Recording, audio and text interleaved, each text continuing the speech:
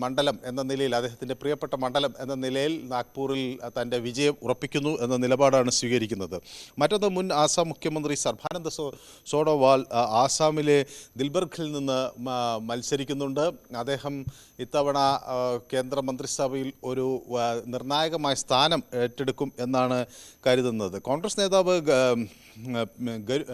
ഗൗരവ് ഗൊഗോയ് ജോർഹത്തിൽ നിന്ന് അദ്ദേഹത്തിൻ്റെ ജനവിധി തേടുന്നു. അങ്ങനെ ഒട്ടനവധി പ്രമുഖർ ഇത്തവണ തെരഞ്ഞെടുപ്പിൽ മത്സരിക്കുന്നുണ്ട്. ഇത്തവണ ഈ പിൽബിത്തിലെ തെരഞ്ഞെടുപ്പ് ഫലം എങ്ങനെയായിരിക്കും എന്ന് വളരെ ഗൗരവത്തോടെ ആളുകൾ ഉറ്റുനോക്കുന്നു. ഏതായാലും മനേക ഗാന്ധി സുൽത്താൻപൂരിൽ നിന്നാണ് ലോക്സഭാ തെരഞ്ഞെടുപ്പിനെ നേരിടുന്നത്. അത് ഈ ഘട്ടത്തിൽ ഇല്ല, മെയ് 25-നാണ്. അതുകൊണ്ട് ഇരുവരും പാർട്ടി വിട്ടു പോകാനുള്ള സാധ്യത ഇല്ല എന്നുള്ളതാണ്. കേരളത്തെ സംബന്ധിച്ചിടത്തോളം മറ്റൊരു സുപ്രധാന കേന്ദ്രം ലക്ഷദ്വീപാണ്. ലക്ഷദ്വീപ് മലയാളികൾക്ക് വളരെ പ്രിയപ്പെട്ട ഒരു ഇടമാണ്, അല്ലെങ്കിൽ വളരെ അടുത്ത ഒരു ബന്ധം ഉള്ള ഒരു പ്രദേശമാണ്. ലക്ഷദ്വീപിലെ തെരഞ്ഞെടുപ്പ് എങ്ങനെ ഉണ്ടാകും എന്ന് എല്ലാവരും സഗൗരവം ഉറ്റുനോക്കുന്നു. അവിടെ 3 സ്ഥാനാർത്ഥികൾ, ഒന്ന് മുഹമ്മദ് ഫൈസൽ NCP സ്ഥാനാർത്ഥിയായി അവിടുത്തെ സിറ്റിംഗ് MLA വീണ്ടും തൻ്റെ ജനസമ്മതി ഒരിക്കൽ കൂടി പരിശോധിക്കുകയാണ്. അതേസമയം PM സെയ്ദ് ദീർഘകാലം 40 വർഷം അവിടെ അവിടെ നിന്നുള്ള ലോക്സഭാ അംഗമായിരുന്ന PM സെയ്ദ്, അദ്ദേഹത്തിൻ്റെ മകനും ഇത്തവണ തെരഞ്ഞെടുപ്പിലുണ്ട്. കഴിഞ്ഞ തവണ പരാജയപ്പെട്ട ഹംദുള്ള ഇത്തവണ തൻ്റെ ജനവിധി തേടുന്നു. ഒപ്പം TP യൂസഫും അവിടെ നിന്ന് NCP അജിത് പവാർ വിഭാഗത്തിൻ്റെ സ്ഥാനാർത്ഥി, NDA സ്ഥാനാർത്ഥിയായി അവിടെ തെരഞ്ഞെടുപ്പ് നേരിടുകയാണ്. ഏതായാലും ആസാമും ബീഹാറും മധ്യപ്രദേശും മഹാരാഷ്ട്രയും രാജസ്ഥാനും ഒക്കെ ഇത്തവണ അതിൻ്റെ പല ഘട്ടങ്ങളിലായുള്ള തെരഞ്ഞെടുപ്പുകളിൽ ആദ്യഘട്ടത്തിൽ ഉണ്ട്. ഉത്തരാഖണ്ഡിലെ 5 സീറ്റുകളിൽ അവിടെ തെരഞ്ഞെടുപ്പ് നടക്കുന്നു. അരുണാചൽ പ്രദേശിൽ 2, മണിപ്പൂർ, മേഘാലയ എന്നിവിടങ്ങളിലും 2 സീറ്റുകളിൽ ഇത്തവണ തെരഞ്ഞെടുപ്പ് നടക്കും. മിസോറം, നാഗാലാൻഡ്, സിക്കിം എന്നിവിടങ്ങളിലുള്ള 1 സീറ്റുകളിലും അസംബ്ലി നടക്കും. അതായത് 21 സംസ്ഥാനങ്ങളിലും കേന്ദ്രഭരണ പ്രദേശങ്ങളുമായിട്ട് 21 ഇടങ്ങളിലാണ് ഇത്തവണ ആദ്യഘട്ടത്തിൽ തെരഞ്ഞെടുപ്പ് നടക്കുന്നത്. അതിൽ 11 ഇടത്ത് ഘട്ടം ഘട്ടമായുള്ള തെരഞ്ഞെടുപ്പിൻ്റെ ആദ്യഘട്ടം, അതേസമയം 10 ഇടങ്ങളിൽ പൂർണ്ണമായും ഈ ഒന്നാം ഘട്ടത്തോടെ തെരഞ്ഞെടുപ്പ് പൂർത്തിയാകും. തെരഞ്ഞെടുപ്പ് പൂർത്തിയാകുന്നത് ഇപ്പോൾ അരുണാചൽ പ്രദേശിലും മേഘാലയ, മിസോറം, നാഗാലാൻഡ്, തമിഴ്നാട്, ലഡാക്ക്, ലക്ഷദ്വീപ്, പുതുച്ചേരി എന്നിവിടങ്ങളിൽ ഈ ഒന്നാം ഘട്ടത്തോടുകൂടി അവരുടെ ഈ തെരഞ്ഞെടുപ്പ് പ്രക്രിയകൾ പൂർത്തിയാകും. പിന്നീട് അവർക്ക് ഈ ജൂൺ വരെ ഇതിൻ്റെ അന്തിമ ഫലത്തിനായി കാത്തിരിക്കേണ്ട ഒരു സാഹചര്യം കൂടി വരികയാണ്. ഏതായാലും കേരളത്തെ സംബന്ധിച്ചിടത്തോളം വളരെ സുപ്രധാനമായ 2 സ്ഥലങ്ങൾ, ഒന്ന് തമിഴ്നാടും ഒന്ന് ലക്ഷദ്വീപും ആദ്യഘട്ടത്തിൽ തെരഞ്ഞെടുപ്പിലേക്ക് പോകുന്നു. അവിടെ എത്തരത്തിൽ ഉള്ള ഒരു പ്രതികരണമായിരിക്കും ഉളവാക്കുക എന്നതാണ് കേരളം ഗൗരവത്തോടെ ഉറ്റുനോക്കുന്നത്. മനുഭരതാണ് വിവരങ്ങൾ വിശദമായി പങ്കുവച്ചത്. ന്യൂസ് ഡെസ്കിൽ നിന്ന് ലോക്സഭാ തെരഞ്ഞെടുപ്പിൻ്റെ ആദ്യഘട്ടത്തിലെ പരസ്യപ്രചാരണം അത് ഇന്ന് അവസാനിക്കുകയാണ്. മറ്റന്നാൾ പോളിംഗ് ബൂത്തിലേക്ക് നീങ്ങുകയാണ്. 102 മണ്ഡലങ്ങളാണ് പോളിംഗ് ബൂത്തിലേക്ക് പോകുന്നത് ആദ്യഘട്ടത്തിൽ. അങ്ങനെ ആദ്യം സൂചിപ്പിച്ച പോലെ ജനാധിപത്യത്തിൻ്റെ ഒരു മഹോത്സവം എന്നാണല്ലോ വിശേഷിപ്പിക്കുക തെരഞ്ഞെടുപ്പിനെ. അതിലേക്ക് കടക്കുകയാണ് രാജ്യം. ഇനി നമ്മൾ വടകരയിലേക്ക് പോയാൽ അവിടെ ലോക്സഭാ മണ്ഡലം LDF സ്ഥാനാർത്ഥിയായിട്ടുള്ള KK ശൈലജയ്ക്കെതിരായിട്ടുള്ള വ്യാജ പ്രചാരണത്തിൽ മുസ്ലിം ലീഗിൻ്റെ ഒരു നേതാവിനെതിരെ കേസെടുത്തു. ലീഗ് ന്യൂ മാഹി പഞ്ചായത്ത് സെക്രട്ടറിയും ന്യൂ മാഹി പഞ്ചായത്ത് അംഗവുമായ അസ്ലമിനെതിരെയാണ് കേസെടുത്തിട്ടുള്ളത്. മുസ്ലിങ്ങൾ വർഗീയവാദികളാണെന്ന് KK ശൈലജ പറഞ്ഞുവെന്ന് മങ്ങാട് സ്നേഹതീരം വാട്സപ്പ് ഗ്രൂപ്പിൽ അസ്ലം പോസ്റ്റ് ഇട്ടിരുന്നു. ഒരു ചാനൽ അഭിമുഖത്തിൽ KK ശൈലജ പറഞ്ഞ വാക്കുകൾ എഡിറ്റ് ചെയ്ത് അസ്ലം പോസ്റ്റ് ചെയ്തതിനാണ് കേസെടുത്തത്. MS അനീഷ് കുമാർ വിവരങ്ങളുമായി ചേരുന്നു. അനീഷ്, KK ശൈലജ ഈ കഴിഞ്ഞ ദിവസം ഈ സമൂഹ മാധ്യമങ്ങൾ വഴി നേരിടുന്ന ആക്രമണത്തെ അതിരൂക്ഷമായി അപലപിച്ചിരുന്നു. അതിന് പിന്നാലെയാണോ ഈ കേസ്? വടകരയിലെ LDF സ്ഥാനാർത്ഥി KK ശൈലജയ്ക്കെതിരായിട്ടുള്ള വ്യാജ പ്രചാരണത്തിലാണ് ഇപ്പോൾ മുസ്ലിം ലീഗ് നേതാവിനെതിരെ കേസെടുത്തിട്ടുള്ളത്. ന്യൂ മാഹിയിലെ പഞ്ചായത്ത് അംഗമാണ് ഇദ്ദേഹം. മുസ്ലിങ്ങൾ വർഗീയവാദികളാണെന്നാണ് KK ശൈലജ പറഞ്ഞുവെന്ന് ഒരു വാട്സപ്പ് ഗ്രൂപ്പിൽ അത് വ്യാജമായി എഡിറ്റ് ചെയ്ത ഒരു പോസ്റ്റ് ഇട്ടതാണ് ഈ കേസിലേക്ക് നയിച്ചത്. അനീഷ്, KK ശൈലജ ഉന്നയിച്ച ആരോപണം ഇത് തന്നെയായിരുന്നു. എന്താണ് ഇയാളെ സംബന്ധിച്ചുള്ള കൂടുതൽ വിവരങ്ങൾ?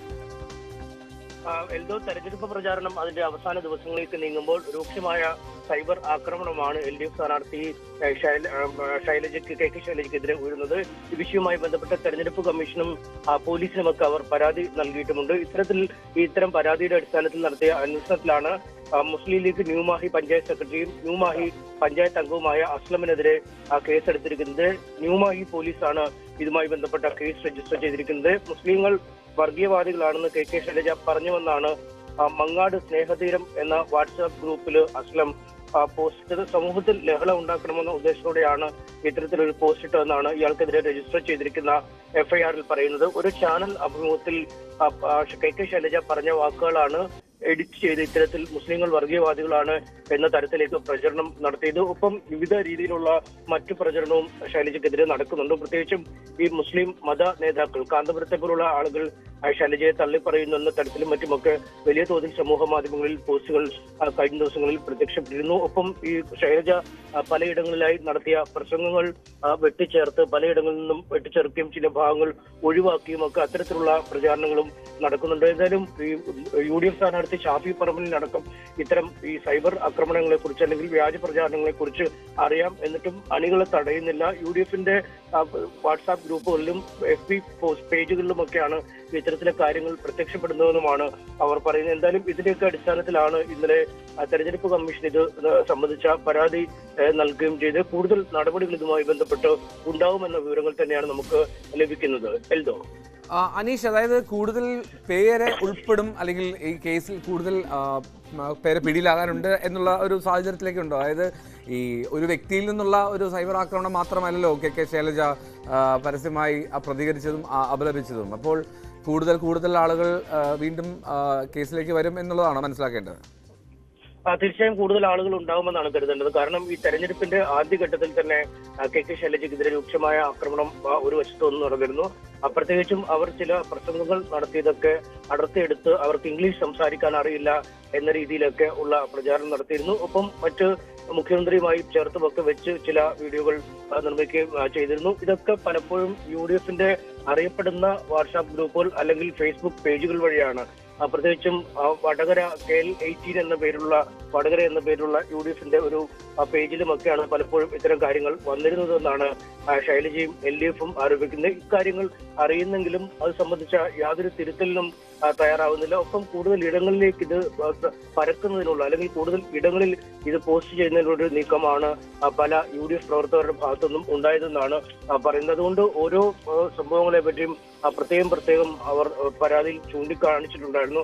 നേരത്തെ പോലീസ് നൽകിയ പരാതിയിലും ഓരോ സംഭവങ്ങളും പ്രത്യേകം ചൂണ്ടിക്കാട്ടിയിട്ടുണ്ടായിരുന്നു. അങ്ങനെയെങ്കിൽ ഇക്കാര്യങ്ങളിലൊക്കെ പോലീസ് ഒരു അന്വേഷണം നടത്തും. ഇവർക്കെതിരെ കേസെടുത്തേക്കുമെന്നാണ് നമുക്ക് മനസ്സിലാക്കാൻ കഴിയുന്നത്. കാരണം തെരഞ്ഞെടുപ്പ് അവസാന ഘട്ടത്തിൽ പ്രചാരണം എത്തി നിൽക്കെ ഇത്തരത്തിലെ പ്രചാരണങ്ങൾ ഈ അണികൾക്കിടയിൽ അല്ലെങ്കിൽ പ്രവർത്തകർക്കിടയിൽ മതന്യൂനപക്ഷങ്ങൾക്ക് വേരോട്ടമുള്ള ഒരു മണ്ഡലം കൂടിയാണ്. അത്തരം ഇടങ്ങളിൽ കൂടുതൽ പ്രചാരത്തിലാവുകയും അത് വോട്ടിനെ കാര്യമായി സ്വാധീനിക്കുകയും ചെയ്യും എന്ന ഒരു ആശങ്ക LDF-നുണ്ട്. കാരണം ലവ് ജിഹാദ് ഉണ്ട് അല്ലെങ്കിൽ ഈ ന്യൂനപക്ഷങ്ങൾക്കെതിരാണ് കെ ശൈലജ എന്നൊക്കെ പറയുന്നത് വളരെ ദോഷകരമായി ബാധിക്കും. കാരണം എല്ലാവരിലേക്കും ഇത് ഇങ്ങനൊരു പ്രസംഗം നടത്തിയിട്ടില്ല അല്ലെങ്കിൽ ഇങ്ങനൊരു അഭിമുഖം നടത്തിയിട്ടില്ല എന്നൊക്കെ പറഞ്ഞ് എത്തിക്കാൻ ബുദ്ധിമുട്ടാണ്. ഇത് വാട്സാപ്പ് ഗ്രൂപ്പുകളിലേക്കും ഫേസ്ബുക്ക് പേജുകളിൽ നിന്നും മറ്റു പേജുകളിലേക്കുമാണ് പകർത്തപ്പെടുന്നത്. അതുകൊണ്ട് ഇതിന്റെ യാഥാർത്ഥ്യം മനസ്സിലാക്കാൻ പലപ്പോഴും ജനങ്ങൾക്ക് കഴിയാതെ വരുന്ന ഒരു സാഹചര്യമുണ്ട്. ഈ തെരഞ്ഞെടുപ്പുമായി ബന്ധപ്പെട്ട് ഏറ്റവും വലിയ പ്രശ്നവും ഇതാണ് ഈ നുണപ്രചാരണങ്ങൾ അല്ലെങ്കിൽ തെറ്റായ പ്രചാരണങ്ങളെ എങ്ങനെ മുന്നണികൾ നേരിടും എന്നതും ഒരു വലിയ പ്രശ്നമാണ്. ആ ഒരു പ്രശ്നം തന്നെയാണ് ഇപ്പോൾ വടകരയിൽ കെ ശൈലജ നേരിടുന്നത്. ഇത്തരം പലതരത്തിലുള്ള പ്രസ്താവനകളാണ് ശൈലജയുടെ പേരിൽ എഡിറ്റ് ചെയ്തും അല്ലെങ്കിൽ തെറ്റായ രീതിയിലുമൊക്കെ പലയിടത്തും പ്രചരിപ്പിക്കപ്പെടുന്നത്. എൽദോ, അനീഷ്, നമുക്കറിയാം ഏറ്റവും ശക്തമായിട്ടുള്ള മത്സരം നടക്കുന്ന മണ്ഡലങ്ങളിലൊന്നാണ് വടകര.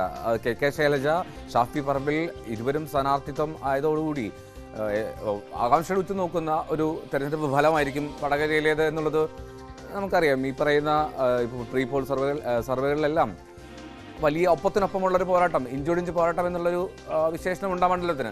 അപ്പോൾ ആ ഒരു സാഹചര്യത്തിൽ ഈ കെ ശൈലജയുടെ ഈ പരാമർശം, അവർക്കെതിരായിട്ടുള്ള ഈ സൈബർ ആക്രമണം, ഇത് പൊതു സമൂഹത്തിൽ ഇത്രമാത്രം ചർച്ചയായ ഒരു സാഹചര്യമുണ്ടല്ലോ. അവിടെ ഈ UDF ഒരു പ്രതികരണം എത്തരത്തിലാണ്? വളരെ കരുതലോടെ മാത്രമല്ലേ അതിനെ കൈകാര്യം ചെയ്യാൻ കഴിയൂ? പ്രത്യേകിച്ചും UDF അവിടെ ഒരു പ്രതിക്കൂട്ട് നിൽക്കുന്ന ഒരു സാഹചര്യത്തിൽ, പ്രത്യേകിച്ച് ഇന്നിപ്പോൾ ഒരു മുസ്ലിം ലീഗ് നേതാവ് ആണ് പിടിയിലായത്. തീർച്ചയായും കരുതലോടുകൂടിയാണ് പ്രതികരിക്കുന്നത്. നേരത്തെ തന്നെ ആദ്യഘട്ടത്തിൽ KK ശൈലജ ഇത്തരത്തിൽ സൈബർ ആക്രമണ പരാതികൾ ഉന്നയിച്ചപ്പോൾ ഷാഫി പറമ്പിൽ പറഞ്ഞത് സൈബർ ആക്രമണത്തിനൊക്കെ ഏറെ വിധേയരായ ആളുകളാണ്, ഞങ്ങളോട് അതുകൊണ്ട് സൈബർ ആക്രമണത്തെക്കുറിച്ച് പറയേണ്ടതില്ല എന്നാണ്. ഇത്തരം കാര്യങ്ങളെ ഒന്നും, വ്യക്തിപരമായ അധിക്ഷേപങ്ങളെ ഒന്നും പ്രോത്സാഹിപ്പിക്കുന്ന ഒരു പാർട്ടി അല്ല കോൺഗ്രസ്, അല്ലെങ്കിൽ വ്യക്തിപരമായി താൻ ഇത്തരം അധിക്ഷേപങ്ങളോടൊന്നും യോജിക്കുന്നില്ല എന്ന് അദ്ദേഹം നിലപാട് വ്യക്തമാക്കുകയും ചെയ്തു. എന്നാൽ ഷാഫി പറമ്പിൽ ഒരു വശത്ത് ഇത് പറയുമ്പോഴും മറുവശത്ത് അദ്ദേഹത്തിന്റെ അണികളെ നിയന്ത്രിക്കാൻ തയ്യാറാവുന്നില്ല എന്നാണ് LDF ക്യാമ്പിന്റെ പരാതി. കാരണം ഈ സംസ്ഥാന തലത്തിലെ നേതാക്കൾ അടക്കമുള്ള ആളുകൾ ഈ ഷാഫിയുടെ പ്രചരണം ഏകോപിപ്പിക്കുന്നതിനായി വടകരയിലുണ്ട്. അവരൊക്കെയാണ് ഇത്തരത്തിലുള്ള വ്യാജ പ്രചാരണം നടത്തുന്നതെന്നാണ് നേരത്തെ വാർത്താ സമ്മേളനം നടത്തി പോലും LDF ആരോപിച്ചത്. ഇതിനുശേഷവും വീണ്ടും കൂടുതൽ വ്യാപ്തിയോടുകൂടി ഇത്തരം പ്രചാരണങ്ങൾ നടക്കുന്നതാണ് LDFനെ ആശയക്കുഴപ്പത്തിലാവുന്നത്. പ്രത്യേകിച്ചും ഈ മതന്യൂനപക്ഷങ്ങൾക്ക് നല്ല വേരോട്ടമുള്ള ഏതാണ്ട് 40% മുസ്ലിം വോട്ടുകളുള്ള ഒരു മണ്ഡലമാണ് വടകര. അവിടെ ഇത്തരത്തിൽ ഈ ശൈലജ ടീച്ചർ മുസ്ലിം വിരുദ്ധയാണ്, അല്ലെങ്കിൽ ലവ് ജിഹാദ് ഉണ്ട്, ലവ് ജിഹാദിനെ പ്രോത്സാഹിപ്പിക്കുന്നു എന്നൊക്കെ പറയുമ്പോൾ അത് വോട്ട് പാറ്റേണിൽ തന്നെ വലിയ മാറ്റങ്ങൾ വരുത്താൻ കഴിയും എന്നാണ് LDFന്റെ ആശങ്ക. പ്രത്യേകിച്ചും ഈ പല വാർത്തകളും വെരിഫൈ ചെയ്യാൻ, അല്ലെങ്കിൽ ഇതിന്റെ നിജസ്ഥിതി അറിയാൻ ആളുകൾക്ക് കഴിയാത്തൊരു സാഹചര്യമുണ്ട്. പലപ്പോഴും സ്ക്രീൻഷോട്ടുകളാണ്, നമ്മുടെയും ഒക്കെ സ്ക്രീൻഷോട്ടുകളിലായി പലപ്പോഴും പല വ്യാജ വാർത്തകളും പുറപ്പെടുകയും ചാനലുകളൊക്കെ അല്ലെങ്കിൽ പത്രങ്ങൾ, ഓൺലൈൻ പേജുകളൊക്കെ നിഷേധിക്കുകയും ചെയ്യുന്ന സാഹചര്യമുണ്ട്. വടകരയിലും സമാനമായ സ്ഥിതി തന്നെ ഉണ്ടായിട്ടുണ്ട്. 2-3 ചാനലുകളുടെയും ഓൺലൈൻ മാധ്യമങ്ങളുടെയും പേരുകളിൽ വ്യാജ വാർത്ത വരികയും അതത് ചാനലുകളോ ഓൺലൈൻ പേജുകളോ ഈ വാർത്ത വ്യാജമാണ്, തങ്ങൾ ഇത്തരമൊരു വാർത്ത നൽകിയിട്ടില്ല എന്ന് അവർ തന്നെ പരസ്യമായി പറയേണ്ടി വരുന്ന ഒരു സാഹചര്യമുണ്ട്. അതുകൊണ്ട് സത്യമേത് മിഥ്യേത് എന്ന് അറിയാൻ കഴിയാത്ത ഒരവസ്ഥയിലേക്ക് വോട്ടർമാരെ എത്തിക്കുന്ന സാഹചര്യമുണ്ട്. അത് സ്വതന്ത്രമായ ഒരു തെരഞ്ഞെടുപ്പിനെ വലിയ രീതിയിൽ ബാധിക്കും. നേരത്തെ തന്നെ ഇത്തരം ആശങ്കകൾ ഉയർന്നതാണ്. നമുക്കറിയാം, മൈക്രോസോഫ്റ്റ് പോലും ഈ മോദിയോട് അല്ലെങ്കിൽ കേന്ദ്ര സർക്കാരിനോട് അറിയിച്ചിരുന്നതാണ് ചൈന പോലുള്ള രാജ്യങ്ങൾ ഇത്തവണ ഈ ആർട്ടിഫിഷ്യൽ ഇന്റലിജൻസും മറ്റ് ഈ തെരഞ്ഞെടുപ്പുമായി ബന്ധപ്പെട്ട ഇത്തരം വ്യാജ പ്രചാരണങ്ങൾ കൊണ്ട് ഈ ജനാധിപത്യത്തെ അട്ടിമറിക്കാനുള്ള ശ്രമം നടത്തുമെന്ന ചില നിർദ്ദേശങ്ങൾ പോലും, അത്തരത്തിൽ ചർച്ചകൾ പോലും ആദ്യഘട്ടത്തിൽ ഉയർന്നതാണ്. ഇതിനു കൂടെ ചേർത്ത് വേണം ഇത്തരം ഈ സൈബർ ആക്രമണങ്ങളെ കൂട്ടി വായിക്കാൻ. കാരണം ഒരു വ്യക്തിയുടെ പേരിൽ മറ്റൊരാൾ പറഞ്ഞ കാര്യങ്ങൾ, അല്ലെങ്കിൽ ഒരു വ്യക്തി പറയാത്ത കാര്യങ്ങൾ ഒരു സ്ക്രീൻഷോട്ടായി അല്ലെങ്കിൽ ഒരു ഓൺലൈൻ മാധ്യമത്തിൽ വന്ന വാർത്തയായി പ്രചരിക്കപ്പെടുമ്പോൾ എത്ര ആളുകൾക്ക് അതിന്റെ നിജസ്ഥിതി അറിയാൻ കഴിയുമെന്ന് മനസ്സിലാക്കാൻ കഴിയില്ല, എത്ര ഇടത്തേക്ക് ഇതിന്റെ കാര്യങ്ങൾ എത്താൻ കഴിയുമെന്നറിയില്ല. എന്തായാലും അതുകൊണ്ട് തന്നെയാണ് അങ്ങേയറ്റം ഗൗരവമുള്ള വിഷയമായി വടകരയിൽ CPM എതിർത്തിരിക്കുന്നത്. സ്ഥാനാർത്ഥി തന്നെ KK ശൈലജ ടീച്ചർ തന്നെ നേരിട്ട് വാർത്താ സമ്മേളനം നടത്തി വൈകാരികമായി പ്രതികരിക്കുന്ന ഒരു സാഹചര്യം കണ്ടു. കാരണം കേരളത്തിലെ ഏറ്റവും മുതിർന്ന ഒരു വനിതാ രാഷ്ട്രീയ പ്രവർത്തകയിൽ ഒരാളാണ് ശൈലജ ടീച്ചർ. നിയമസഭയിലും മറ്റുമൊക്കെ വനിതകൾക്ക് വേണ്ടി ശക്തമായി വാദിക്കുന്നതൊക്കെ അങ്ങേയറ്റം വൈറലായി മാറിയ ഒരു കാര്യമുണ്ട്. അത്തരമൊരു സാഹചര്യത്തിൽ കൂടിയാണ് ഇതിനെ കാണാൻ. അനീഷ് കുമാറാണ് വിവരങ്ങൾ നൽകിയത്. വടകരയിലെ ലോക്സഭാ മണ്ഡലം അവിടെ LDF സ്ഥാനാർത്ഥി KK ശൈലജയ്ക്കെതിരായ വ്യാജ പ്രചാരണത്തിൽ ഇപ്പോൾ ന്യൂമഹയിലെ ലീഗ് നേതാവിനെയാണ് ഇപ്പോൾ എതിരെയാണ് കേസെടുത്തിരിക്കുന്നത്. ഒരു വാട്സപ്പ് ഗ്രൂപ്പിൽ എഡിറ്റ് ചെയ്ത് ഒരു വീഡിയോ പോസ്റ്റ് ചെയ്ത് ഇയാൾ പ്രചരിപ്പിച്ചു എന്നുള്ളതാണ് കണ്ടെത്തിയത്. എന്നാലും ഇതിൽ ഇന്നലെ നമ്മൾ കണ്ടതുപോലെ KK ശൈലജ കൂടുതൽ ഇത്രയും രൂക്ഷമായിട്ടുള്ളൊരു സൈബർ ആക്രമണം ഞാൻ നേരിട്ടിട്ടില്ല ഒരിക്കൽ പോലും എന്നുള്ളത് പറഞ്ഞിരുന്നു. അത് പൊതുസമൂഹം വലിയ തോതിൽ ചർച്ച ചെയ്യുകയും ചെയ്തു. അപ്പോൾ ആ ഒരു സാഹചര്യത്തിൽ വടകരയിലേക്ക് നിർണായകമായിട്ടുള്ള രാഷ്ട്രീയ ശ്രദ്ധ വരുന്നുണ്ട് ഈ വിഷയത്തിൽ. ഇന്ന് കൂടുതൽ UDF നേതാക്കളൊക്കെ അവിടെ എത്തുന്നുണ്ട്. ഇനി ഉമാ തോമസ് ഇന്ന് അവിടെ എത്തുന്നുണ്ട്. അപ്പോൾ ഈ ഒരു സ്ത്രീ എന്ന നിലയിൽ KK ശൈലജ പറഞ്ഞതിനോട് എങ്ങനെയൊക്കെ ഇവർ പ്രതികരിക്കും? KK രമ ഇന്ന് വടകരയിൽ സജീവമായിട്ടുണ്ട് എന്നാണ് മനസ്സിലാക്കുന്നത്. ഇവരൊക്കെ എങ്ങനെ പ്രതികരിക്കുന്നു എന്നുള്ളതൊക്കെ ഉറ്റുനോക്കണം. വരും സമയങ്ങളിൽ, വരും മണിക്കൂറുകളിൽ അത് ഉണ്ടാകുമെന്ന് പ്രതീക്ഷിക്കാം. 10 മണിക്ക് ന്യൂസ് ട്രെൻഡ്സും ഈ വിഷയം ചർച്ച ചെയ്യുന്നുണ്ട്. നമുക്ക് അതിലേക്ക് വീണ്ടും എത്തുകയും ചെയ്യാം. ഇനി ലോക്സഭാ തെരഞ്ഞെടുപ്പിൽ ആലപ്പുഴ ജില്ലയിൽ മത്സരം കടുക്കുന്ന മണ്ഡലങ്ങളൊന്നാണ് മാവേലിക്കര. തുടർച്ചയായ വിജയങ്ങളിലൂടെ UDF കുത്തക മണ്ഡലമെന്ന് മാവേലിക്കരയ്ക്ക് വിശേഷണമുണ്ടെങ്കിലും ഇത്തവണ ഇടത് വലതു മുന്നണികൾ ഒപ്പത്തിനൊപ്പം മുന്നേറുന്ന കാഴ്ചയാണ് ഉള്ളത്. അഡ്വക്കേറ്റ് CA അരുൺകുമാറിലൂടെ യുവത്വത്തെ മുന്നോട്ട് വയ്ക്കുന്നു എന്ന് ഇടതുപക്ഷം വാദമുന്നയിക്കുമ്പോൾ പരിചയ സമ്പത്താണ് തന്റെ നേട്ടമെന്ന് കൊടിക്കുന്നിൽ സുരേഷ് പറയുന്നു.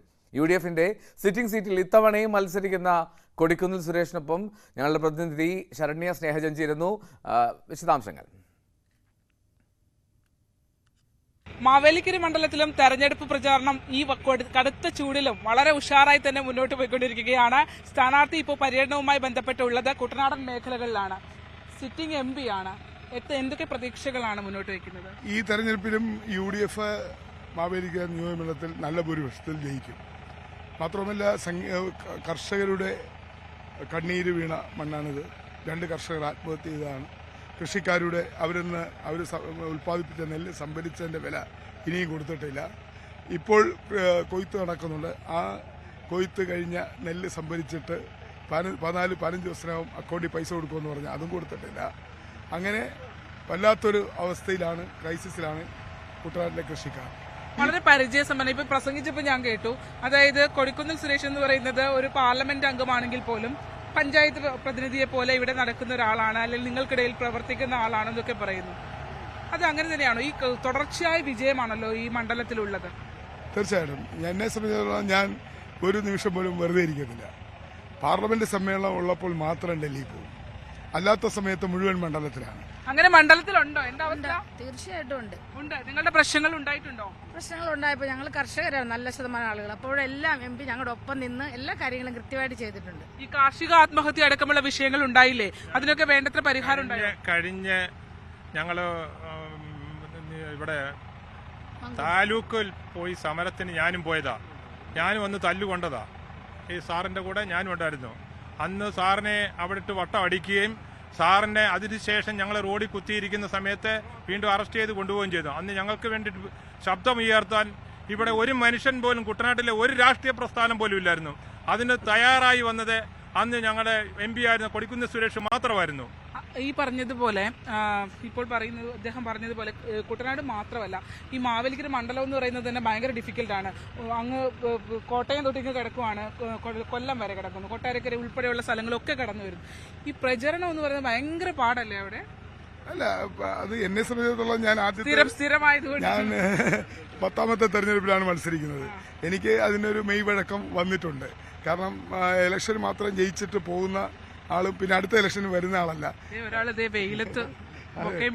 ഇലക്ഷൻ കഴിഞ്ഞാൽ ജയിച്ചാൽ പിന്നെ അടുത്ത ഇലക്ഷൻ വീണ്ടും മത്സരിക്കേണ്ടി വരുമെന്നുള്ള ആ ലക്ഷ്യം അത് മനസ്സിൽ വെച്ചുകൊണ്ടായിരിക്കും എന്റെ പ്രവർത്തനം. പക്ഷെ ഇത്തവണ തെരഞ്ഞെടുപ്പിൽ അങ്ങനെ പാർലമെന്റ് തെരഞ്ഞെടുപ്പ് മത്സരിക്കാൻ വലിയ താല്പര്യമൊന്നും ഇല്ലായിരുന്നു എന്നൊക്കെയുള്ള വാർത്തകൾ വന്നിരുന്നല്ലോ. അതൊക്കെ മാധ്യമങ്ങളിൽ നിന്ന് വന്ന വാർത്തകളാണ്. അതിൽ നിന്നും യാതൊരു അടിസ്ഥാനവുമില്ല. അത് പാർട്ടി മത്സരിക്കണോ വേണ്ടതെന്ന് പാർട്ടിയാണ് തീരുമാനിക്കുന്നത്. പാർട്ടി വീണ്ടും ആവശ്യപ്പെട്ട് മത്സരിക്കണം.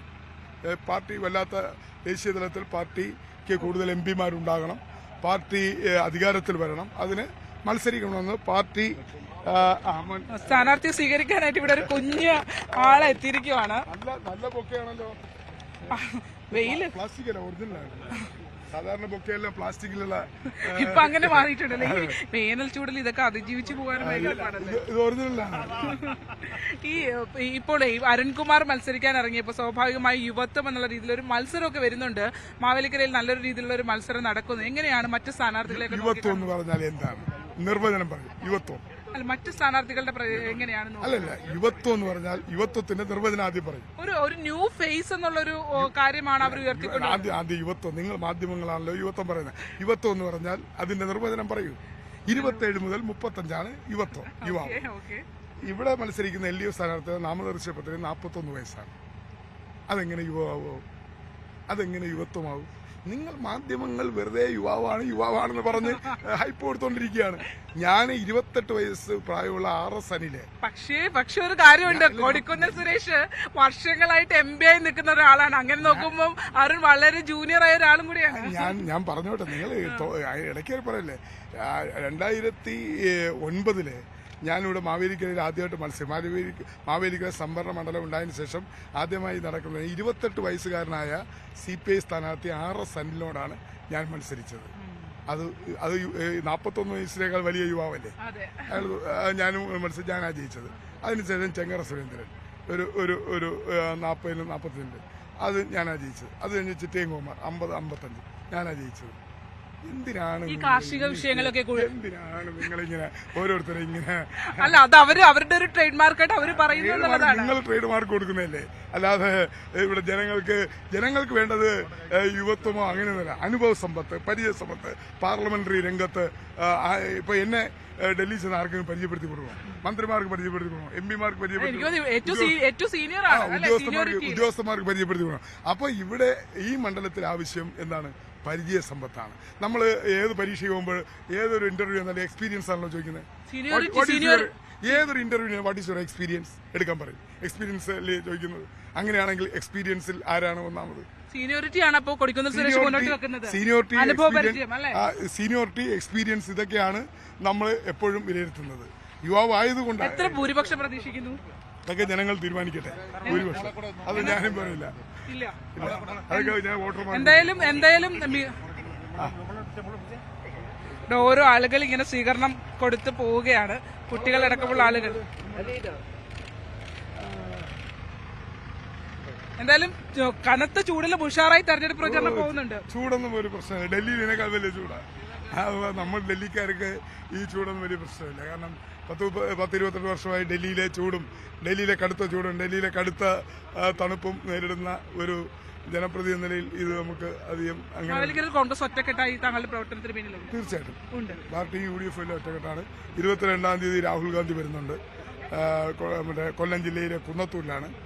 23-ാം തീയതി കോൺഗ്രസ് പ്രസിഡന്റ് മല്ലികാർജ്ജുൻ ഖാർഗെ വരുന്നുണ്ട്. അത് ചെങ്ങന്നൂരാണ്. നല്ല വിജയം പ്രതീക്ഷിക്കുന്നു. അതാണ് അദ്ദേഹം പറയുന്നത്. കാരണം എക്സ്പീരിയൻസ് എന്നുള്ളത് തന്നെയാണ് താൻ മുന്നോട്ട് വെക്കുന്നത്. തന്റെ അനുഭവ പരിചയം അത് തന്നെയാണ് ഈ തെരഞ്ഞെടുപ്പിലും ജനങ്ങൾക്കും ഗുണകരമായി മാറും എന്നുള്ള ഉറപ്പാണ് കൊടിക്കുന്നിൽ സുരേഷ് പങ്കുവയ്ക്കുന്നത്. തുടർച്ചയായി മാവേലിക്കര മണ്ഡലത്തിൽ വിജയിക്കുന്ന അദ്ദേഹം ഇത്തവണയും വിജയപ്രതീക്ഷയിൽ ഒട്ടും പിറകിലേക്ക് ചിന്തിക്കുന്നില്ല എന്നതാണ്. ക്യാമറമാൻ പ്രശാന്ത് മംഗലശ്ശേരിക്കൊപ്പം ആലപ്പുഴയിൽ നിന്നും ശരണ്യ സ്നേഹജൻ, ന്യൂസ് 18. ഇനി നമ്മൾ ഇടുക്കിയിലേക്ക് പോയാൽ അവിടെ എം മണിയുടെ പ്രതികരണം എന്താണെന്ന് നോക്കാം. UDF എംപിമാർ കേരളത്തിലെ ജനങ്ങളെ വഞ്ചിച്ചു എന്ന് എം മണി പറയുന്നു. കേരളത്തോടുള്ള കേന്ദ്രത്തിന്റെ അവഗണനയിൽ ഒരക്ഷരം മിണ്ടാൻ അവർ തയ്യാറായില്ല. ഇടുക്കിയിൽ ഫ്ലെക്സ് ബോർഡുകളിൽ മാത്രം കാണുന്ന MP-യെ തെരഞ്ഞെടുത്ത ജനങ്ങളുടെ തെറ്റ് അത് അവർ ഇത്തവണ തിരുത്തുമെന്നും ആലപ്പുഴയിൽ KC വേണുഗോപാൽ ഒരിക്കലും ജയിക്കില്ല എന്നും എം മണി ന്യൂസ് 18നോട് പറഞ്ഞു. വോട്ടോട്ടം എന്നുള്ളത് ഇടുക്കി പാർലമെന്റ് മണ്ഡലത്തിലാണ്. ഇവിടുത്തെ സാഹചര്യങ്ങളെക്കുറിച്ച് പ്രതികരിക്കുന്നതിന് വേണ്ടി മണിയാശൻ എന്നോടൊപ്പം ഉണ്ട്. എങ്ങനെയുണ്ട് ഇവിടുത്തെ ഒരു ഇലക്ഷന്റെ വൈബൊക്കെ? ഇടതുപക്ഷ ജനാധിപത്യ മുന്നണിയുടെ സ്ഥാനാർത്ഥി സഹാവി ജോയിസ് ജോർജ് വലിയ ഭൂരിപക്ഷത്തോടുകൂടി ജയിക്കുമെന്ന കാര്യത്തിൽ ഞങ്ങൾക്ക് യാതൊരു സംശയവുമില്ല. തികഞ്ഞ ആത്മവിശ്വാസത്തോടു കൂടിയാണ് ഞങ്ങൾ പോകുന്നത്. അതിന് കാരണം ഒന്ന്, ദേശീയ രാഷ്ട്രീയ സാഹചര്യമാണ്. BJP-യെ ഒഴിവാക്കി കൂറുമാറുകയില്ലാത്ത ഒരു സ്ഥാനാർത്ഥിയെ ജയിപ്പിക്കുക. കോൺഗ്രസ് ആണെങ്കിൽ എപ്പോഴും കൂറുമാറാൻ വഴിയുണ്ട് എന്നുള്ളത് ഒരു പ്രധാന പോയിന്റാണ്. രണ്ടാമത്, കഴിഞ്ഞ ടേണിലെ MP എന്ന നിലയിൽ അദ്ദേഹം ഒരു കാര്യവും ഈ മണ്ഡലത്തിൽ ചെയ്തിട്ടില്ല. മണ്ഡലത്തിലെ ജനങ്ങളോട് ഒരു നിലയിൽ നീതി പുലർത്താത്ത ഒരാളാണ് കഴിഞ്ഞ ടേണിൽ ജയിച്ചുപോയ ആൾ. അതിൻ്റെ അമർഷം ജനങ്ങൾക്ക് വലിയ തോതിലുണ്ട്. മൂന്നാമത്തെ കാരണം, ഇടതുപക്ഷ ജനാധിപത്യ മുന്നണിയുടെ സംസ്ഥാന ഗവൺമെന്റിന്റെ ഭരണം, അതിന്റെ മികവ്, അതും അനുകൂല ഘടകമാണ്. ആ ഗവൺമെന്റ്, ഈ LDF ഗവൺമെന്റ് വന്നതിന് ശേഷം ഇടുക്കി മണ്ഡലത്തിൽ, വിശേഷ മലയോര ജില്ലയിൽ പ്രദേശത്തടക്കം നടന്ന വികസന പ്രവർത്തനം, റോഡുകൾ, പാലങ്ങൾ, കോളേജ്, ഇങ്ങനെ വേണ്ട നാനാരംഗത്തുണ്ടായിരിക്കുന്ന മുന്നേറ്റം അത് അതിപ്രധാനമാണ്. നാലാമത്തെ കാരണം, ജോയിസ് ജോർജ് നേരത്തെ MP ആയിരുന്നപ്പം അദ്ദേഹം നടത്തിയിരിക്കുന്ന മുന്നേറ്റവും സേവനവും പ്രവർത്തനവും മികവ്. അഞ്ചാമത്തെ കാരണം, നിലവിലുള്ള MP നിഷ്ക്രിയനാണ്, ഒരു കാര്യവും ചെയ്തില്ല എന്നുള്ളതും ഞങ്ങളുടെ മുന്നേറ്റത്തിന് ഒരു കാരണമാണ്. പക്ഷേ അവർ പറയുന്ന ഒരു കാര്യമുണ്ട്, അതായത് കഴിഞ്ഞ ഈ 5 വർഷത്തെ ടൈമിൽ പദ്ധതി വിഹിതത്തിൽ എല്ലാ തുകയും ചെലവഴിക്കാൻ സാധിച്ചിട്ടുണ്ട്, അതിനും അപ്പുറത്തേക്കുള്ള അപേക്ഷകൾ നൽകാൻ സാധിക്കും. പിന്നെ അവിടെ സോണിയാഗാന്ധിക്ക് കൊടുത്തയച്ചു. MP ഫണ്ട് പോലും പിന്നെ ചെലവഴിക്കാതെ ലാപ്സായി പോയിട്ടുണ്ട്. അതാണ്. പിന്നെ മറ്റൊരു കാര്യം അവർ പറയുന്ന ഒരു കാര്യമുണ്ട്, അതായത് ഞങ്ങൾ നിർത്തിയേക്കുന്ന സ്ഥാനാർത്ഥി അദ്ദേഹത്തിന് കേസുകളുണ്ട്, പക്ഷെ അത് സമരം ചെയ്തതിന് മാത്രമുള്ള കേസുകളാണ്, അല്ലെങ്കിൽ മറ്റേതെങ്കിലും തരത്തിൽ ഭൂമി കയ്യേറിയതുമായി ബന്ധപ്പെട്ട് അങ്ങനെ ഒരു കേസ് ഉണ്ടായിട്ടില്ല. അങ്ങനെയുള്ള വിമർശനങ്ങൾ ഉന്നയിക്കുന്നുണ്ട്. ആരുടെ പേരിലായിരുന്നു ഭൂമി കൈയേറിയ കേസ്? ജോയ്സ് ജോർജിനെ കുറിച്ചാണ്. ചുമ്മാ നിങ്ങളെ ഉണ്ടാക്കിയ കൃത്യമേ അങ്ങനെയൊന്നും ഒരു വിഷയമേ ഇല്ല, ഒരു വിഷയമില്ല. ഇത്രയും പരാജയപ്പെട്ട ഒന്നാമത് തന്നെ ഇവിടുന്ന് മുൻപ് മുതലേ UDFന്റെ ശക്തി കേന്ദ്രം എന്ന നിലയിൽ ജയിച്ചു പോയ കോൺഗ്രസിന്റെ ഒരു MP ഒരു നീതിയും ഈ ജനങ്ങളോട്, ഈ ജില്ലയോട് പുലർത്തിയിട്ടില്ല. അത് Pala KM മാത്യുവാണുള്ളത്, PJ കുര്യനാണുള്ളത്, PT Thomas ആണുള്ളത്, ഇപ്പം നിലവിലുള്ള MP ആണല്ലോ അങ്ങനെ തന്നെ. ഒന്നും ഈ ജില്ലയ്ക്ക് വേണ്ടി ഈ മണ്ഡലത്തിലെ ജനങ്ങളോട് നീതി പുലർത്തിയിട്ടില്ല. അതേസമയം ജോയിസ് ജോർജ് ഒരു ടൈം MP ആയതിൻ്റെതായ നേട്ടം ഈ ജില്ലയിൽ ഉണ്ടാക്കിയിട്ടുണ്ട്. മലയോര ഹൈവേ, അതുപോലെ തന്നെ അടിമാലിയിൽ നിന്ന് കുമളിക്കുള്ള NH, കൊച്ചിൻ ധനുഷ്കോടി NHന് വേണ്ടി ആയിരക്കണക്കിന് കോടി രൂപ അനുവദിക്കുന്നതിൽ നടത്തിയ ഇടപെടൽ. മറ്റൊന്ന് പിന്നെ കൊല്ലത്തുനിന്ന് തേനിക്കുള്ള NH പീരുമേട് വഴി ഒരുപാട് കാര്യങ്ങൾ ചെയ്തിട്ടുണ്ട്.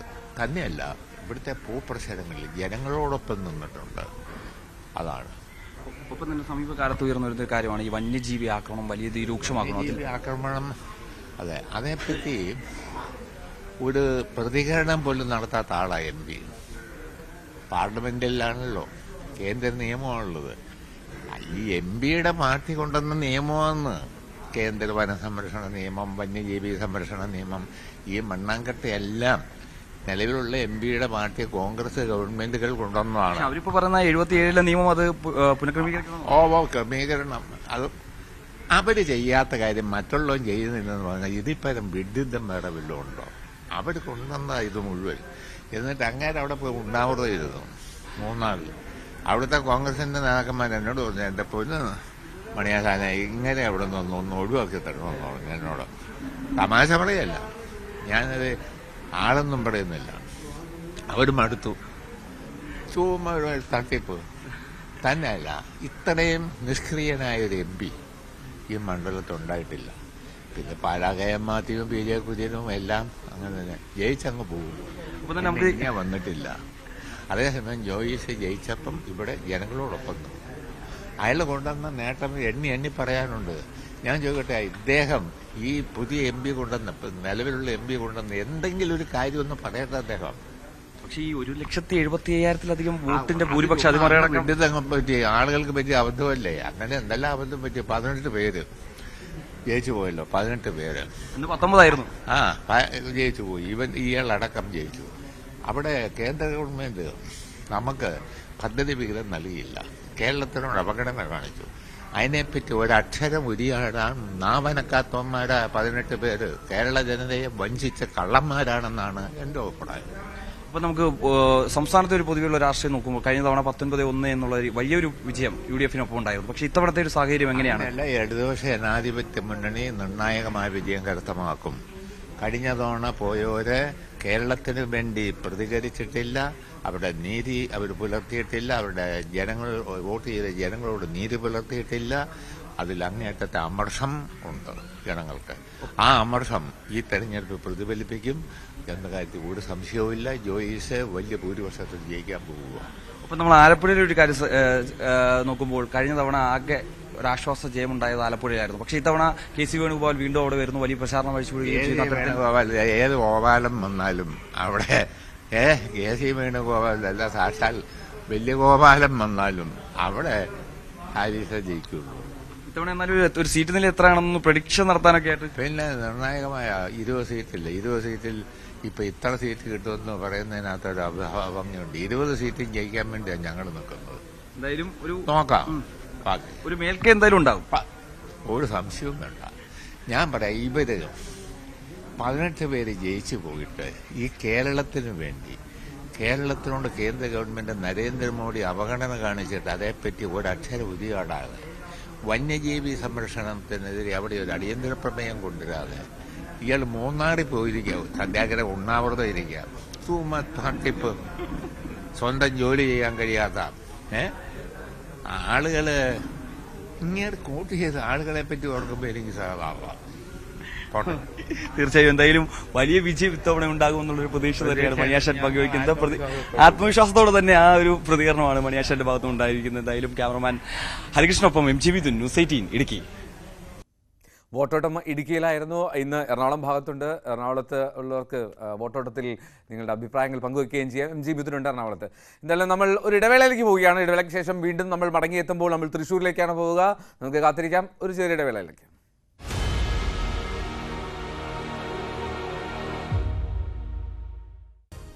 Political Grand Finale, co-presented by Berger Paints, 100 years of trust, powered by ICL FinCorp. ICL FinCorp, the intelligent choice. Educational partners, IBIS Group of Educational Institutions. ഇനി കണ്ണടച്ചല്ല, കണ്ണ് തുറന്ന് സ്വപ്നം കാണാം. IBISലൂടെ Indian Institute of Commerce, Lakshya. Join Indian Institute of Commerce, Lakshya. 21ാം വയസ്സിൽ life is സെറ്റിൽ. ഇപ്പോൾ വീട്ടിൽ ആർക്കെങ്കിലും രോഗമുണ്ടായി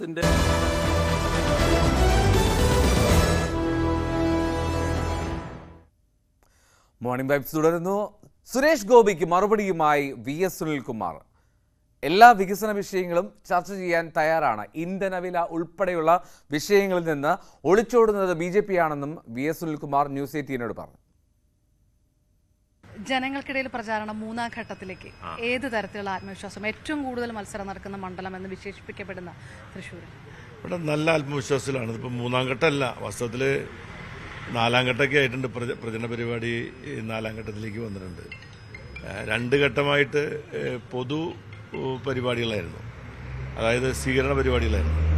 ആ സ്വീകരണ പരിപാടി ഇനി നാളത്തെ ഒല്ലൂർ മണ്ഡലത്തിലെ 18ാം തീയതി കൊണ്ട് കഴിഞ്ഞാൽ ആ പരിപാടികൾ 2ാം ഘട്ടം പൂർത്തീകരിക്കും. ഇപ്പോൾ ഇത് നമ്മൾ പല സ്ഥാപനങ്ങളിലുമായിട്ട് ബന്ധപ്പെട്ട മാക്സിമം വോട്ടർമാരെ കാണാനുള്ളൊരു പരിപാടിയുടെ ഭാഗമായിട്ടാണ് ഇപ്പോൾ തൈക്കാട്ട് ശരിയുള്ള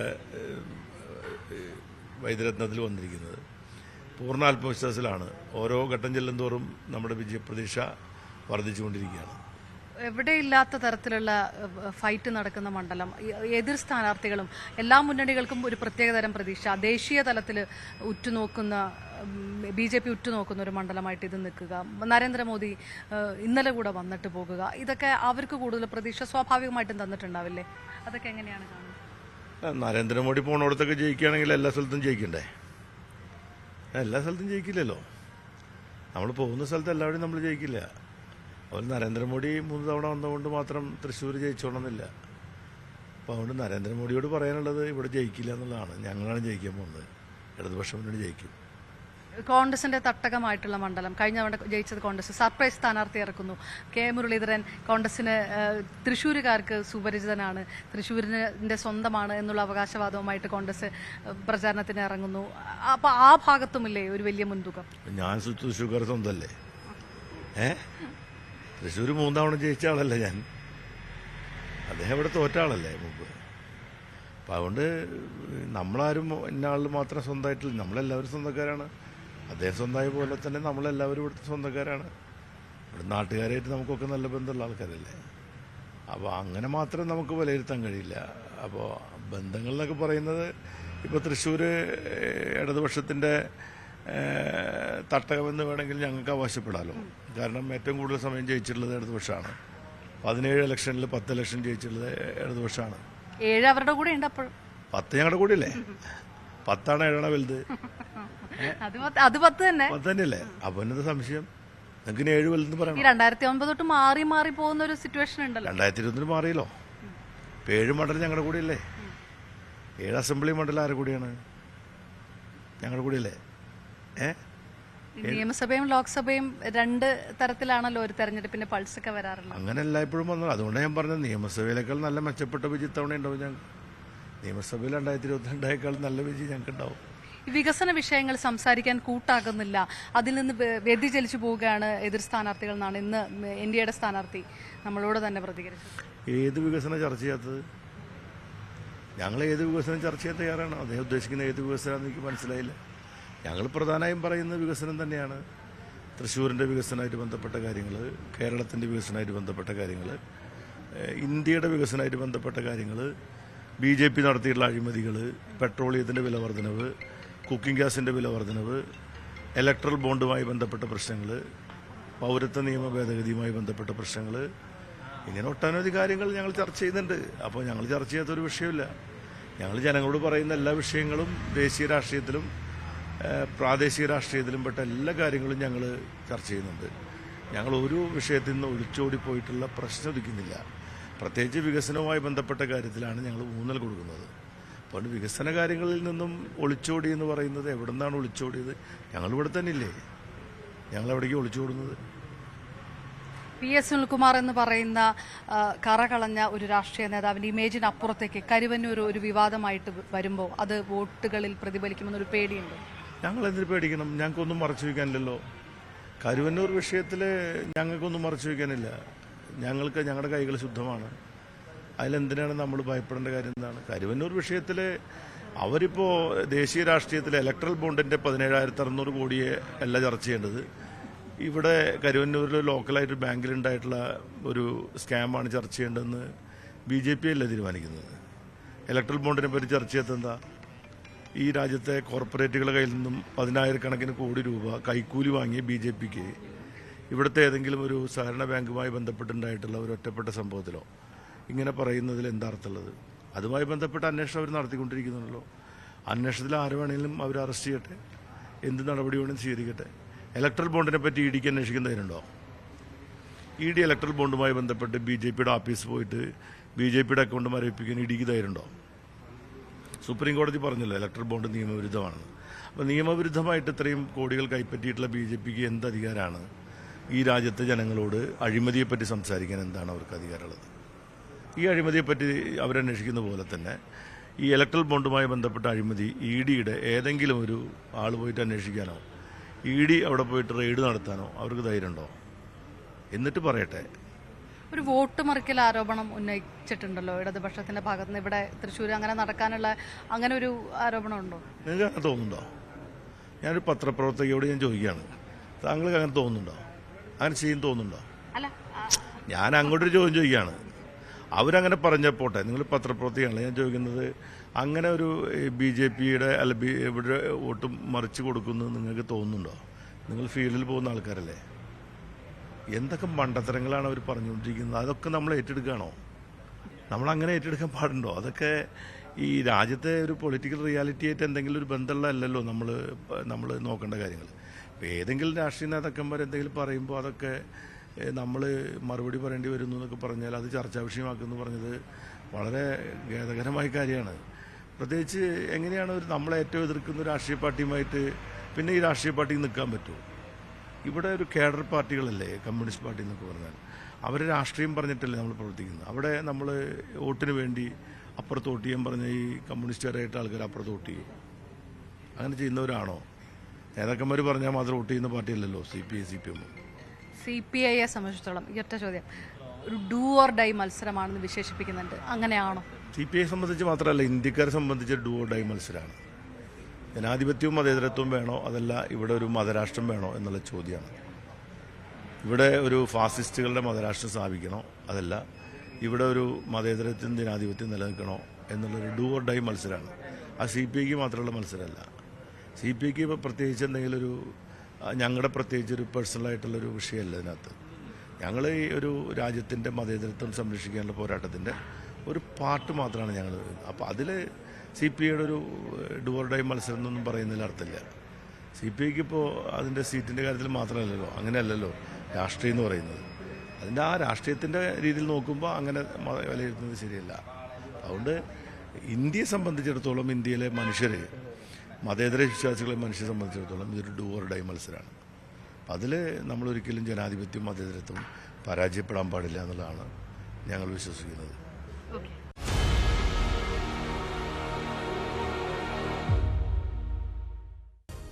Political Grand Finale, co-presented by Berger Paints, 100 years of trust, powered by ICL FinCorp. ICL FinCorp, the intelligent choice. Educational partners, IBIS Group of Educational Institutions. ഇനി കണ്ണടച്ചല്ല, കണ്ണ് തുറന്ന് സ്വപ്നം കാണാം. IBISലൂടെ Indian Institute of Commerce, Lakshya. Join Indian Institute of Commerce, Lakshya. 21-ാം വയസ്സിൽ life is settle. Okay, അപ്പോൾ തെരഞ്ഞെടുപ്പ് രംഗത്തുള്ള പ്രധാനപ്പെട്ട വാർത്തകളാണ് നമ്മൾ ഇതുവരെ പോയത്. നമ്മളിനി പോകുന്നത് ഇനി പൂരലഹരിയാണ്. പൂരത്തിൻ്റെ ദിനങ്ങളാണ് തൃശ്ശൂരിൽ. അവിടെ തെരഞ്ഞെടുപ്പിൻ്റെ വലിയ ചർച്ച നടക്കുമ്പോൾ പൂരലഹരിയിലേക്ക് കടക്കുകയാണെന്ന്. തൃശ്ശൂർ പൂരത്തിൻ്റെ ഭാഗമായിട്ടുള്ള സാമ്പിൾ വെടിക്കെട്ട് ഇന്ന് നടക്കാൻ പോവുകയാണ്. രാത്രി 7:00 തിരുവമ്പാടി വിഭാഗം വെടിക്കെട്ടിന് ആദ്യം തിരികൊളുത്തും. തുടർന്ന് പാറമേക്കാവും സാമ്പിൾ വെടിക്കെട്ടിന് തിരികൊളുത്തും. പാറമേക്കാവിന് രാത്രി 7 മുതൽ 9 വരെയും തിരുവമ്പാടിക്ക് 7 മണി മുതൽ 8:30 വരെയുമാണ് സമയം അനുവദിച്ചിരിക്കുന്നത്. ഇതിനിടയിൽ പൂരത്തിന് വീണ്ടും ഒരു പ്രതിസന്ധിയുണ്ട്. ആന എഴുന്നള്ളിപ്പിൽ വീണ്ടും വനം വകുപ്പ് സർക്കുലർ ഇറക്കിയിട്ടുണ്ട് എന്നുള്ളതാണ്. തൃശ്ശൂർ പൂരത്തിൻ്റെ ആനകളെ പരിശോധിക്കാൻ വൻ സംഘമാണ് എത്താൻ പോകുന്നത്. വനംവകുപ്പിൻ്റെ 8 RRT സംഘം, വയനാട് എലിഫന്റ് സ്ക്വാഡ്, 5 ജില്ലകളിൽ നിന്നുള്ള വനം വകുപ്പ് വെറ്റിനറി സർജന്മാർ തുടങ്ങിയവർ ഈ സംഘത്തിലുണ്ടാകും. ആന ഇടഞ്ഞാൽ നിയന്ത്രിക്കാൻ കൺട്രോൾ റൂം തുറക്കാനും തീരുമാനമുണ്ട്.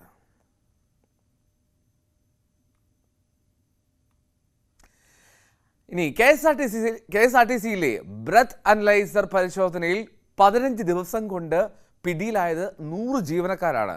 സ്റ്റേഷൻ മാസ്റ്റർ, വെഹിക്കിൾ സൂപ്പർവൈസർ അടക്കമുള്ളവർക്ക് മദ്യപിച്ചതിന് പിടിവീണു. KSRTCയിലെ 74 സ്ഥിരം ജീവനക്കാരെ സസ്പെൻഡ് ചെയ്യുകയും ചെയ്തിട്ടുണ്ട്. സ്വിഫ്റ്റിലെയും KSRTCയിലെയും താൽക്കാലിക ജീവനക്കാരുമടങ്ങുന്ന 26 പേരെ സർവീസിൽ നിന്ന് ഇതേ തുടർന്ന് നീക്കം ചെയ്യുകയും ചെയ്തു.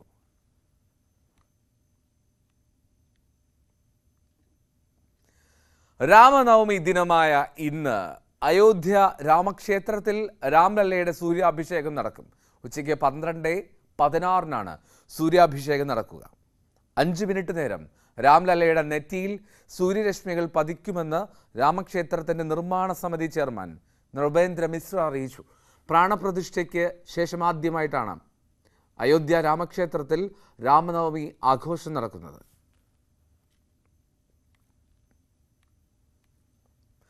ഗാസയിൽ യുദ്ധത്തിൽ 10,000-ലധികം സ്ത്രീകൾ കൊല്ലപ്പെട്ടതായി റിപ്പോർട്ട്. ഐക്യരാഷ്ട്രസഭയാണ് ഈ കണക്ക് പ്രസിദ്ധീകരിച്ചത്. യുദ്ധം തുടങ്ങിയ ഒക്ടോബർ മുതൽ ഇതുവരെയുള്ള കണക്കാണ് UN പ്രസിദ്ധീകരിച്ചിരിക്കുന്നത്. യുദ്ധം തുടങ്ങി 6 മാസത്തിന് ശേഷം അത് സ്ത്രീകൾക്കെതിരായ യുദ്ധമായി മാറിയതായും റിപ്പോർട്ടിൽ പറയുന്നു. 19,000 കുട്ടികൾ അനാഥരാക്കപ്പെട്ടു. രക്ഷപ്പെട്ട സ്ത്രീകളിൽ പലരും വിധവകളായി, കുടിയിറക്കപ്പെട്ടു, അവർ പട്ടിണിയിലുമായി. ഗാസയിൽ നിലവിൽ 1 മില്യൺ പെൺകുട്ടികൾക്ക് അടിസ്ഥാന ആവശ്യങ്ങൾ പോലും നിറവേറ്റാൻ കഴിയുന്നില്ല എന്നും ഈ റിപ്പോർട്ടിൽ പറയുന്നു.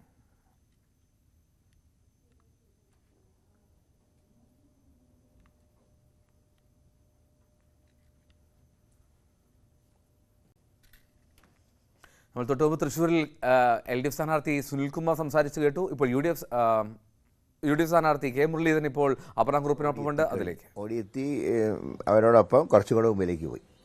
ആത്മവിശ്വാസം എത്രയുണ്ട്? 100% ജയിക്കുന്നുള്ള ആത്മവിശ്വാസമുണ്ട്. കോൺഗ്രസിന്റെ ക്രൈസിസ് മാനേജർ എന്ന് എപ്പോഴും വിളിക്കുന്ന ഒരാൾ, അങ്ങനെ എല്ലാ പ്രതിസന്ധിയിലും കോൺഗ്രസ് ഡിപ്പെൻഡ് ചെയ്യുന്ന ഒരാൾ കൂടിയാണ്. ആ പ്രതീക്ഷ സ്വാഭാവികമായിട്ടും തൃശ്ശൂർ ലോക്സഭാ മണ്ഡലത്തിലുമുണ്ട്. പക്ഷേ മത്സരം കടുത്തതല്ലേ ഇത്തവണ? മത്സരം കടുക്കുമല്ലോ. സ്വാഭാവികമായിട്ട് 3 മുന്നണികളുടെ ശക്തമായിട്ടുള്ള മത്സരം വരുമ്പോൾ മത്സരം കടുക്കും. അതിൽ മത്സരം സോഫ്റ്റ് ആവണോ ഹാർഡ് ആവണോ നമ്മളല്ല തീരുമാനിക്കുക. അത് സ്ഥാനാർത്ഥികളെ ആശ്രയിച്ചിരിക്കുന്നു. അപ്പോൾ LDFൻ്റെയും UDFൻ്റെയും NDAയുടെയും സ്ഥാനാർത്ഥികളൊക്കെ വളരെ അറിയപ്പെടുന്ന ആളുകളാണ്. അതുകൊണ്ട് തന്നെ സ്വാഭാവികമായിട്ടും മത്സരം കടുക്കും. ഞാൻ വടകരയെക്കുറിച്ച് ഒന്നുകൂടെ ചോദിച്ചു പോവാണ്. കാരണം ഒരുപാട് സമയവും ഊർജവും ചെലവിട്ട ഒരു മണ്ഡലം കൂടിയാണല്ലോ വടകര. അപ്പം അതിൽ ആ ഒരു പ്രയാസവും മാറിയതും അതെല്ലാം മറികടന്നു അല്ലേ? അത് 5 വർഷം ഒരുമിച്ച് കഴിഞ്ഞൊരു നിയോജകമണ്ഡലമാണ്. ഇത്തവണ മത്സരത്തിന് ഞാൻ തയ്യാറെടുത്തതോടെയാണ്. ഒരു ഘട്ടം എൻ്റെ പ്രചരണം കഴിഞ്ഞാണ്. അപ്പോൾ സ്വാഭാവികമായിട്ടും പെട്ടെന്നൊരു പ്രയാസം ഉണ്ടാവും ഷിഫ്റ്റ് ചെയ്യുമ്പോൾ. ഏതായാലും ഇവിടെ വന്നപ്പോൾ പിന്നെ ഇതെൻ്റെ ജന്മനാടാണ്. അതുകൊണ്ട് തന്നെ ഒരു താതാത്മ്യം പ്രാപിക്കാൻ വേറെ എന്താ പറയേണ്ട അധികം സമയമൊന്നും എടുത്തിട്ടില്ല. പക്ഷേ 71 ഞാൻ പോയതിന് ശേഷം വീണ്ടും 98 ഇവിടെ മത്സരിച്ചിരുന്നു. ഇടയ്ക്ക് എപ്പോഴും ഈ ജില്ലയിൽ ഞാൻ വരാറുണ്ട്. പ്രത്യേകിച്ച് എൻ്റെ അച്ഛനും അമ്മയും അന്തി ഉറങ്ങുന്നത് ഈ മണ്ണിലാണ്. അതുകൊണ്ട് തന്നെ അവിടെ പുഷ്പാർച്ചന നടത്താനൊക്കെ ഞാൻ വരും. പാർട്ടി പരിപാടിയിൽ പങ്കെടുക്കാറുണ്ട്. അപ്പോൾ തൃശ്ശൂർ ഒരിക്കലും എനിക്ക് പരിചയമല്ലാത്ത സ്ഥലമൊന്നുമല്ല, പഠിച്ചു വളർന്ന സ്ഥലമാണ്. അതുകൊണ്ട് തന്നെ ഇവിടെ ഒട്ടും പ്രയാസം ഉണ്ടായിട്ടില്ല. കാരണം വടകരയിൽ ചെന്നപ്പോൾ എനിക്ക് പ്രയാസം ഉണ്ടായിരുന്നില്ല. കാരണം കോഴിക്കോട് MP ആയിരുന്നപ്പോൾ എല്ലാ കാര്യങ്ങളും വടകരയിൽ ഞാനും പോകാറുണ്ട്. അപ്പോൾ എനിക്ക് എന്നെ നിയോഗിച്ച സ്ഥലങ്ങളൊക്കെ എനിക്ക് നേരത്തെ തന്നെ നല്ല ബന്ധമുള്ള സ്ഥലങ്ങളായിരുന്നു.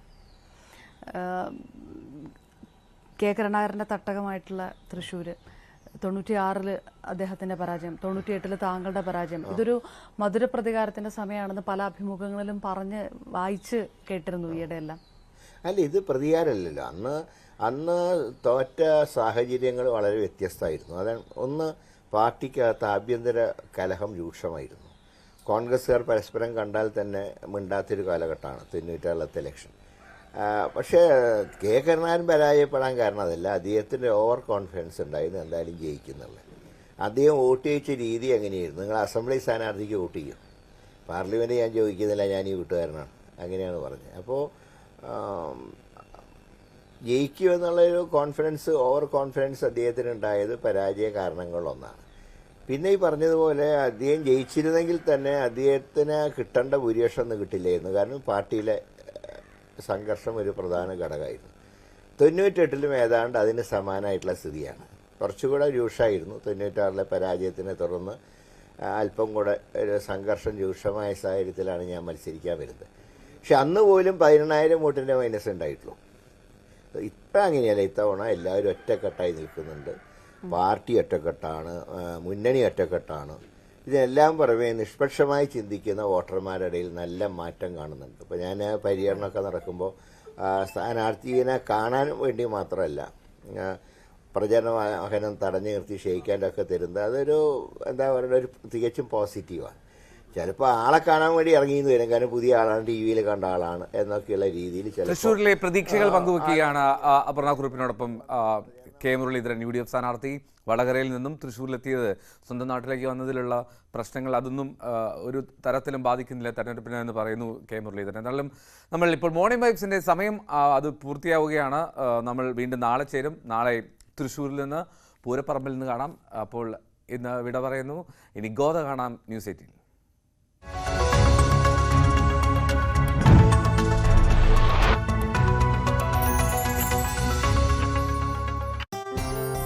നിക്ഷേപകർക്ക്